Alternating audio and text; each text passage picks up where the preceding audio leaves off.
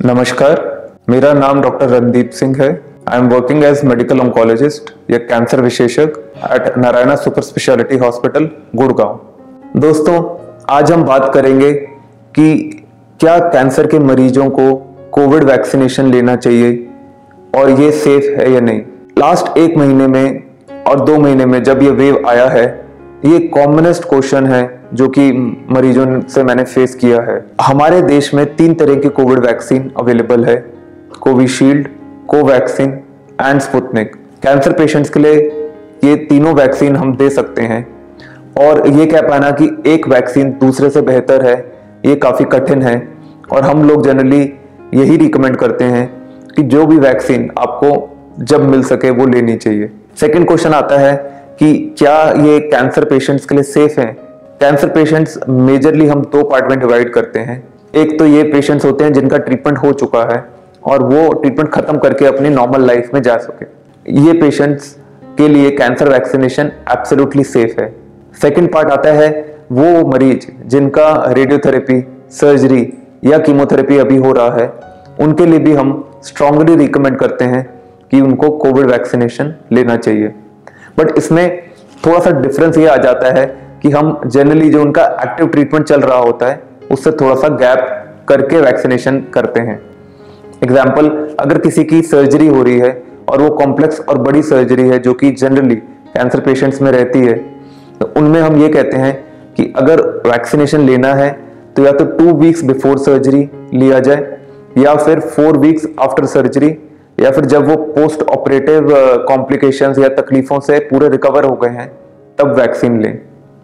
जहां तक रेडियोथेरेपी का सवाल उठता है, रेडियोथेरेपी के ऊपर जब भी पॉसिबल है हम वैक्सीनेशन रेडियोथेरेपी के साथ दे सकते हैं।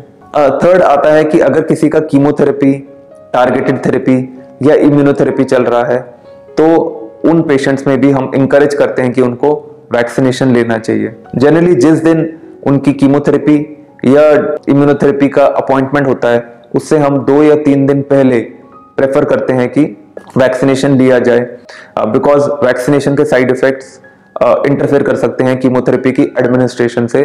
और अगर वैक्सीनेशन रिलेटेड बुखार आ रहा है तो हमें कंफ्यूजन होती है कि वो बुखार इन्फेक्शन का है या वैक्सीनेशन का है, इसलिए 3 to 4 डेज का गैप दे के हमारे vaccination related side effects settle हो जाते हैं। कुछ ट्रीटमेंट्स हैं जैसे कि stem cell transplant, CAR T cell therapy या फिर एक इंजेक्शन है रिटुक्सीमैब जो कि बॉडी की इम्यूनिटी से इंटरफेयर करता है।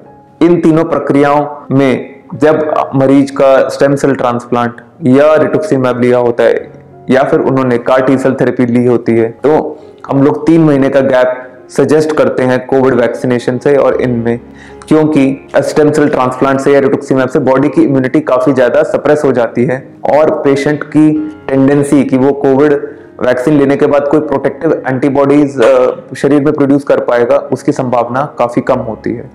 जहां तक साइड इफेक्ट्स का सवाल है, साइड इफेक्ट्स की टेंडेंसी और सीवियरिटी बिल्कुल सेम है जो कि नॉर्मल ह्यूमन बीइंग या नॉन कैंसर के मरीजों में देखी गई है। और साइड इफेक्ट्स जैसे कि इंजेक्शन की जगह पे दर्द होना, बुखार होना, बॉडी एक्स होने, वायरल लाइक इलनेस रहना 1 या 2 दिन माइल्ड डायरिया होना, ये सारे साइड इफेक्ट्स जो नॉर्मल ह्यूमन बीइंग्स एंड में देखते हैं, सेम ही हम लोगों ने कैंसर के पेशेंट्स में इसको महसूस किया है और ऑब्जर्व किया है। सो दोस्तों, the most important message is as and when possible and as soon as possible please get yourself vaccinated. Don't panic. जब भी आपका टर्न आता है, जब भी आपको अपॉइंटमेंट मिलता है तो आप अपने और अपने आसपास के जो कैंसर के मरीज हैं उनको इंकरेज करिए कि वो वैक्सीनेशन लें।